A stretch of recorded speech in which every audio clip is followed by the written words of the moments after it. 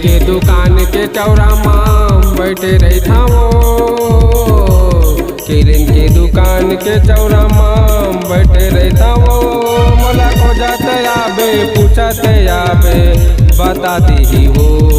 मोला को जाते आबे पूछते आबे बता दी वो। काहे तोरे गाँव नावला बता देना गा।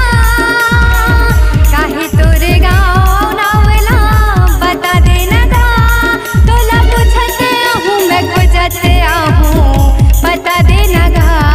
तोला पूछते आहूँ मैं खोजते आहूँ बता देना गा।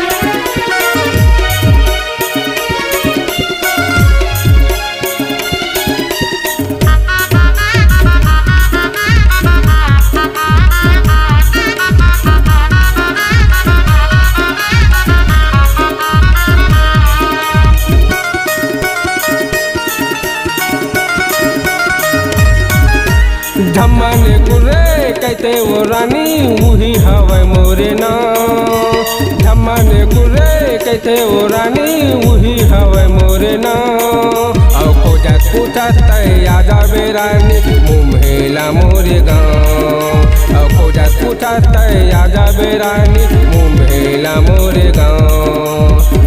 बर्फी पर के छाँव में रानी सूर्य ताले बेबो। बर्फी पर के छाँव में रानी सूर्य ताले बेबो। मोला को जाते आबे पूछते आबे जल्दी आबे वो। मोला को जाते आबे पूछते आबे जल्दी आबे वो। किलिन की दुकान के चौरा माँ बैठे रही था वो। किलिन की दुकान के चौरा माँ बैठे रही था वो। मोला को जाते आबे पूछते आबे बता दी वो। मोला को जाते आबे पूछते आबे बता दी वो। तोला पूछते आहूँ मैं खोजते आहूँ पता दे देगा। मोला को जाते आबे पूछते आबे बता दी वो।